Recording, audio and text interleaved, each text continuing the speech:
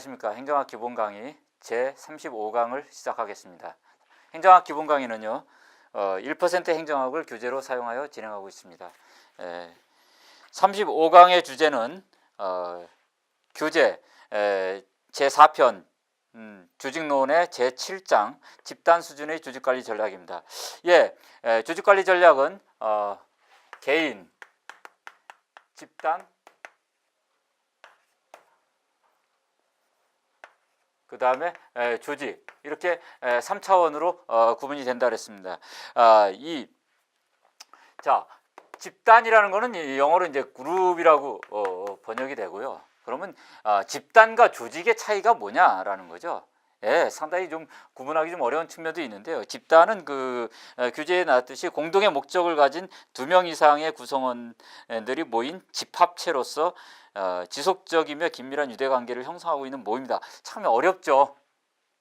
어렵습니다. 집단은 조직보다 규모가 작은 것이냐? 상당히 좀 그렇게 단정하기도 좀 어려운 측면이 있습니다. 집단은요, 근데 이제 조직하고 다른 점에서요, 목적을 어느 정도 갖고 있는데요, 목적의 어떤 그 공식화 수준이라든가, 그 다음에 이 공동 목적에 대한 합의의 정도가 상당히 그 조직에 비해서는 상대적으로 낮은 그런 수준, 또는 극단적으로 보면 목적이 거의 없는 수준의 집단, 이렇게 볼 수 있습니다. 그래서 동창회 같은 경우도 이제 하나의 집단으로 볼 수 있는데요. 그건 왜 그러냐면은 동창회 소속원들이 아무리 많아도요, 그것은 동창회에 소속되어 있는 그 개인들의 이 동창회라는 목적에 대한 정체감이 굉장히 약합니다. 다 동창회에 나오는 사람들의 목표도요, 다 다르고요. 겉으로는 우리 학교를 위해서 이렇게 하지만은, 어떤 사람은 보험 팔러 나오고요, 어떤 사람은 자동차 팔러 나오는 거고, 어떤 사람은 자기 정치 운동하러 나오는 거고, 어떤 사람은 자기 돈 많은 거 과시하려 나오는 거고요. 다 다른 겁니다. 그러니까 이 집단은 조직에 비해서 목적의 모호성이 강하다, 통일성이 약하다, 이렇게 보면 되겠습니다. 그래서 특히 집단은 이 공식 집단과 비공식 집단으로 나눠요. 왜 그러냐면 이 조직 내에 존재하는 집단 중에서 이 공식 집단과 비공식 집단이 있을 때, 이 비공식 집단이 과연 조직의 공식적인 계층제 구조라든가 이 명령 통일, 이런 의사소통, 이런 정부의 흐름, 이런 것 등에 어떤 영향을 미치느냐, 그 다음에 조직의 일체감, 이런 것에 어떤 영향을 미치느냐, 이런 부분들이 상당히 중요하다라고 했고요. 특히 인간관계론이라든가 1920년대 이후에 후기 인간관계론, 환경 유각론, 이런 쪽에서는 이 비공식 조직이 이 조직 구성원들에게 갖고 있는 영향력, 이것이 상당히 중요하다고 봤습니다. 그러니까 고전적 조직이론에서는요, 조직 구성원들을 개인으로만 봤습니다. 하나의 부품으로만 봤어요. 그러나 신고전이론, 즉 인간관계론하고 후기 인간관계론, 환경 유관론적 단계로 들어오면요, 조직의 구성원들은 단순히 기계 부품으로서의 개인이 아니라 여러 가지 공식, 비공식 집단에 속해 있는 집단의 구성원으로서의 개인을 본 겁니다. 그래서 집단이 주는 압력, 여러 가지 다이내믹, 역학관계를 통해서 이 개인들이 이 정서를 어떻게 형성하느냐, 가치관을 어떻게, 태도를 어떻게 갖느냐, 이런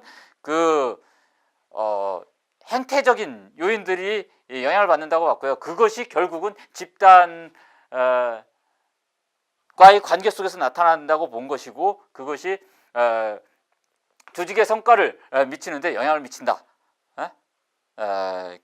라고 본 것이 신고전 이론입니다. 그래서 그런 측면에서 이 집단은 강조되어 왔다라고 보고요. 그래서 공식 집단과 비공식 집단이 중요하다라고 본 겁니다. 그래서 특히 비공식 집단인 경우는 이 집단 응집력이 상당히 문제됩니다. 이 비공식 집단의 집단 응집력이 강화되면요, 일반적으로 공식 조직, 이 조직 전체의 집단 응집력이 떨어지는 그런 경향이 있습니다. 항상 그런 건 아닌데요. 주로 그런 경향이 있습니다. 뭐 예를 들어서 뭐 공무원 조직, 정부 관료 조직 같은데 보면은 각종 뭐 무슨 뭐 향후회라든가 아니면 무슨 동기회 아니면 뭐 어느 부서에서 같이 근무했던 사람들이 현재는 다 다른 부서에 다 배치되어 있는데 그거에 대해서 오랜 시간이 지남에도 계속 어떤 그 소속감을 가지고 굉장히 비공식적 모임을 지속하고 있는 경우, 이런 경우들이 비공식 조직인데 거기에 소속되어 있는 그 구성원들이 갖고 있는 어떤 일체감의 정도, 이걸 그 응집력이라고 하거든요. 그 응집력이 강하면요, 이 조직 전체 응집력이 상대로 약화되는 그런 현상이 벌어집니다. 그리고 의사소통도 왜곡되고요. 여기서 나타나는 뭐 루머라든가 이런 문제가 굉장히 심각합니다. 자, 그러면은요, 교재에서 그 집단의 의사결정이 과연 합리적이냐라는 것에 대해서 다루고 있는데요. 우리 이 집단의 의사결정은 일반적으로 개인 수준의 의사결정보다 비합리적이라고 보는 겁니다. 다수가 모이면, 2명 이상이 모이면 머리가 더 많기 때문에 굉장히 합리적 의사결정을 할 것 같지만, 이 집단 사고라든가 이런 그 집단 의사결정의 양극화 현상, 이런 것의 속성 때문에 비합리적으로 일어나고요. 이런 집단 의사결정에 대해서 그 합리적인 의사결정이 되도록 만들기 위해서 여러 가지 그 관리과학적 접근을 시도했습니다. 뭐 선형계획법이라든가 OR, 퍼트, 이런 어떤 체제 이론전에 기반을 둔 그런 그 관리과학들이 많이 도입이 돼서 시도됐는데요.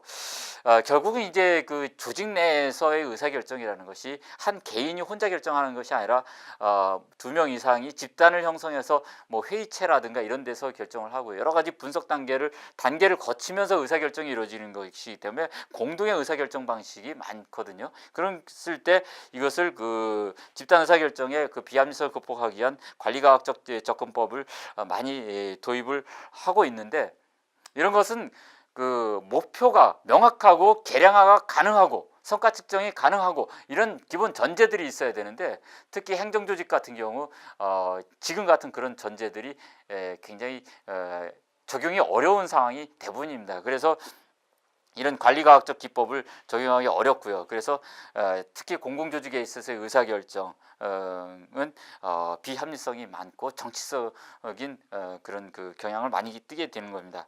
그래서 우리가 만족 모형이라든가 점증 모형, 회사 모형, 그리고 쓰레기통 모형, 이런 것 등의 모형을 통해서 이런 그 집단 의사결정의 비합리성, 이런 것들을 분석을 했는데요. 과연 그 집단 의사결정이 비합리적이라고 하는데 그 비합리성이 왜 만들어지는지, 그것은 집단과 개인의 그런 차이 때문에 발생하는 것이고요. 집단 자체가 갖고 있는 속성에서 기인하는 것이다 라는 것입니다. 그 다음에 의사전달과 관련해서는, 의사전달은 정보가 흐르는 과정이거든요. 가장 중요한 건 이 정보가 권한의 집중 과 관련돼 있다라는 것이에요. 그래서 의사전달의 네트워크의 그 여러 가지 조직 그 네트워크 유형들이 여러 가지로 분류되어 있는데요. 보통 이제 그 일자형들, 이런 형들, 이런 것들이 의사결정의 집중도가 높은 겁니다. 이런 것들이요. 그러나 보통 이렇게 이런 형들 또는 이런 형들 또는 네트워크 형들, 이렇게 다양하게 네트워크를 구성하고 있는 형들은 의사결정이 분권화되고 정보의 흐름도 개방화되어 있는 거죠. 그래서 의사결정이 어떻게 흐르냐에 따라서 조직의 효과성과 관련되어 있다라는 것이고, 의사전달이 장애를 일으키는 요인들은 이제 발신자의 관점, 그 다음에 수신자의 관점, 환경적 요인, 이런 여러 요인에서 발생하니까요. 이런 부분도 잘 정리해 두시기 바랍니다. 시험에 잘 쓸 때 되니까요. 그 다음에 이제 조직 내 권력과 갈등 관리 문제인데요. 이 권력이라는 건 조직 내에서 내가 어떤 것을 원하는 바를 이루어내는 그 가능성을 얘기하거든요. 그러니까 반드시 상대방의 태도와 상관없이 동의와 상관없이 이루어내는 것이기 때문에 강제성을 근거로 합니다. 이 권력은 조직 내의 갈등과 관련이 돼 있어요. 전통적으로 갈등을 이 부정적인 것을 보고 조직의 역기능적인 요인이기 때문에 없애야 된다라고 봤고요. 인간관계론에서는 갈등을 조직 목표와 통합시켜 나가야 된다고 봤고요. 상호작용적 접근 방법에서는 이 갈등이 오늘날 현대적 관점에서는 이게 오히려 조직에 필요한 것이고, 갈등이 전혀 없는 조직은 이게 무기력한 조직이고 효과성이 없는 조직이다, 이렇게 보는 것입니다. 그래서 의도적인 갈등의 조정도 일정 부분 필요하다, 이렇게까지 접근하고 있어요. 그래서 갈등이 발생했을 때 그것을 저지하고 관리하고 또는 일정한 갈등도 만들어내고 이런 데에서는 상당한 권력이 필요한 것입니다. 이제 권력과 차이점을 갖고 있는 것이 권위예요. 그러니까 이 권위는 권력이 없는 경우에도 권위가 발생할 수 있어요. 물론 권력도 권위가 없는 경우에 권력이 발생할 수 있습니다. 그러나 권력이 있으면 일정 부분의 권위는 생깁니다. 그러니까 권위는 권력하고요, 플러스 정당성이 결합되면 생기는 상당히 심리적 요인이 결합된 것이다, 이렇게 볼 수 있겠습니다. 그래서 조직 내에서는 수용도를 높이기 위해서는, 즉 acceptance죠. 그 부하 직원들의 수용을 높이기 위해서는 이 권위가 확립돼야 된다라는 것입니다. 조직 내 갈등 관리 기법으로는 이제 보통 토마스가 제시한 갈등 관리 전략으로서 회피, 수능, 타협, 경쟁, 협동, 이런 다양한 방법들이 있으니까 이 개념들 잘 정리해 두시기 바라고요. 다음으로 우리가 집단 수준에서 반드시 검토해야 될 인적 자원론이 리더십 이론이에요. 리더십은 헤드십과 다른 것입니다. 이것은 집단 리더십이란 건 집단의 목표나 내부 구조의 유지를 위해서요, 성원이 자발적으로 집단 활동을 참여하도록 이렇게 유도하는 능력입니다. 그러니까 집단에 참여해서 일정한 일을 하도록 하는 거. 우리 부서, 우리 팀 단위, 국 단위, 이런 참여해서 구성원들이 우리 일 같이 하자, 함께 열심히 하자, 이렇게 만들어내도록 유도하는 겁니다. 이건 강제력을 수반하지 않는 거예요. 어떤 직위를 있어야만 되는 건 아닙니다. 오늘 직위가 있는 경우도 가능하지만 직위가 없어도 가능한 일정 부분 권위와 관련된 문제가 리더십의 문제다라는 거죠. 오히려 권력과 관련된 것이 헤드십의 문제다, 이런 거죠. 그건 직위를 근거로 권한을 행사하는 것입니다. 자, 리더십은 무엇에 의해서 결정되느냐가 이제 크게 세 가지 이론을 나눕니다. 특성 이론, 행태 이론, 그 다음에 상황 이론, 이렇게 나눠요. 그래서 전통적으로 이제 특성 이론은 리더의 자질이 뭐냐라고 본 거고요. 그 다음에 행태 이론은 리더의 행태들이 있고요. 개인의 리더가 갖고 있는 행태들이 있고, 그 행태들이 리더십 효과와 관련돼 있다고 본 것입니다. 오늘날 현대적 이론은 상황 이론적 관점이에요.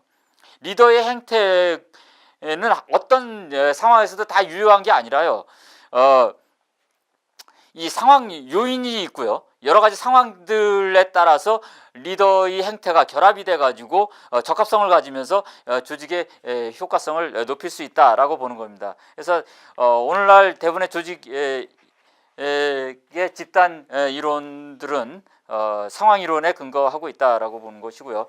상황 이론의 대표자가 이제 피들러의 컨틴전시 시더리, 리더십 오브 컨틴전시 시어리입니다. 상황 이론입니다. 리더십에 관한 이 우발성 이론이라고도 하는데요. 리더십의 효과를 결정하는 그 세 가지 요인을 리더와 구성원의 관계, 그 다음에 과학 구조와 지위에 부여된 권력이라는 세 가지 요인으로 분석했습니다. 특히 이 피들러는요, 이 지도자의 유형을요, 업무 중심형과 그 다음에 관계 지향형으로 나누고요.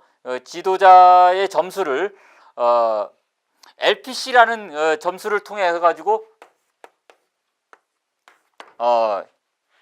이 과학 지향형이냐 관계 지향형이냐로 나눈 겁니다. LPC는 이게 리스트, 프리퍼드,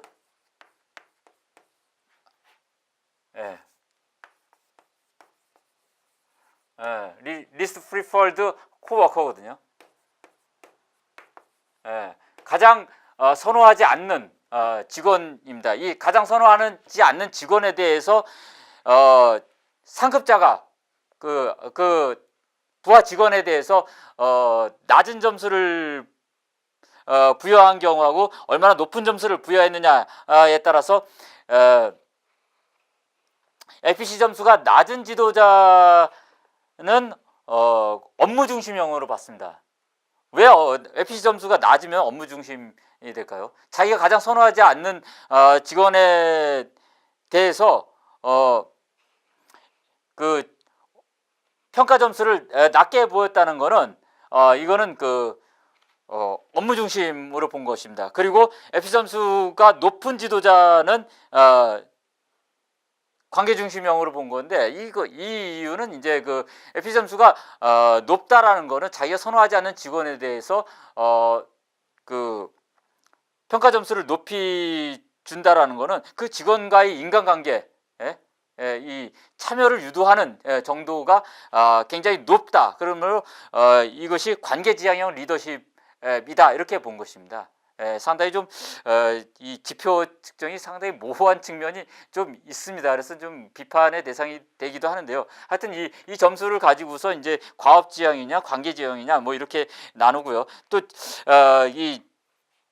그 과업에 수행하는 상황이 호의적이냐 비호의적이냐라는 또 척도도 했습니다. 그래서 리더와 구성원의 관계나든가 과업의 구조화의 정도, 얼마나 이게 잘 짜여져 있느냐라는 거거든요. 그다음에 그 지위에 부여된 권력의 강도, 이런 것에 대해서 호의적 상황이냐 비호의적 상황이냐에 따라 가지고 나눴고요. 그렇게 해서 이 과업 구조가 이 상황이 매우 유리한 상황과 그 다음에 매우 불리한 상황에서는요, 과업지향적 리더가 더 업무지향적 리더십이 더 효과성을 발휘하고요. 중간적 상황에서는 관계지향적 리더십이 더 효과성을 발휘한다. 뭐 이것이 피들러의 상황이론입니다. 피들러의 상황이론을 이어서요. 그다음에 블레이커 모터넌이 주장한 리더십 기의 격자 모형을 소개하겠는데요. 이것도 비슷하게 리더십의 상황을 종업원에 대한 관심에 척도하고 그다음에 과업에 대한 관심이라는 척도로 해가지고 총 9가지의 리더십 모형을 설정을 하고요. 그 중에서 팀 구축형이 가장 이상적인 리더십이다라고 보고 이 팀 구축형으로 리더십을 전환하기 위해서 다양한 훈련 방안을 이렇게 제시를 했습니다. 그 다음에 모형은요, 허쉬와 블랜차드의 상황 리더십 이론이고요. 이것도 역시 리더십의 유형을 인간관계 지향적이냐, 그 다음에 과업 지향적이냐, 이렇게 두 가지로 분류한 다음에 그 다음에 부하의 성숙도 정도가 높냐 낮냐 정도에 따라서 여러 가지 리더십의 유형들이 어떤 상황에서 어떻게 더 효과성을 발휘하냐라는 것으로 분석을 했습니다. 그래서 무관심형, 그 다음에 관계지향형, 설득지향형, 그 다음에 생산지향형, 이렇게 네 가지의 리더십들이 각각의 상황에 따라서 적합성을 보인다라고 보였습니다. 그 다음에 하우스의 상황 이론은요, 일종의 경로 목표 이론이라고도 보고요. 리더는 항상 구성원들이 업무와 관련된 목표와 개인적 목표를 달성할 수 있도록 부하들의 과업을 명확히 제시를 해주고 작업이 수행되는 데서 방해가 되는 요소들은 사전에 제거해주는 그런 기능을 해줘야 된다, 이렇게 보고서 지시적 리더십, 지원적 리더십, 참여적 리더십, 성취지향적 리더십 등으로 구분을 했습니다. 결국은 리더십 이라는 것은 상황이 얼마나 호의적이냐 비호의적이냐에 따라서, 즉 구성원과 환경이 리더십의 유형과 적합성을 보일 때 효과적인 리더십이 된다라고 이렇게 분석을 한 겁니다. 자, 이러한 그 상황 이런 이후에 이제 오늘날 현대적인 리더십 모형들은요, 특정한 그 상황에 따라서 특정한 리더십이 더 우수하다 뭐 이런 식으로 분석하는 틀을 넘어섰습니다. 지금은 이제 전통적인 리더십 개념을 벗어나서 감독 리더십 아니면 서번트 리더십 뭐 그다음에 변혁적 리더십 그 문화 리더십 다양한 형태로 나타나고요. 리더십의 전통적 누구를 이끌어간다라는 그런 개념을 이제 벗어났습니다. 그래서 특정 상황과 특정 리더십이 맞는다 이런 개념이 아니라요. 리더십은 조직의 어떤 그 문화, 감성 이런 것들을 변화시키는 하나의 결정인자고, 그렇기 때문에 이런 복잡한 그 환경 속에서 리더십은 다양한 형태로 변신 가능해야 된다. 리더십의 형태의 유연성을 강조했다라는 점이 현대적 리더십 모형들의 특징이라고 보겠습니다. 아무튼 이 리더십은요, 조직의 효과성을 결정하는 굉장히 중요한 요인으로 여겨지고 있기 때문에 현재도 리더십의 그 효과적인 모형들에 대한 연구 개발들은 집중적으로 이루어지고 있다라는 점을 인식해 주시기 바랍니다. 자, 이상 강의를 마치겠습니다. 감사합니다.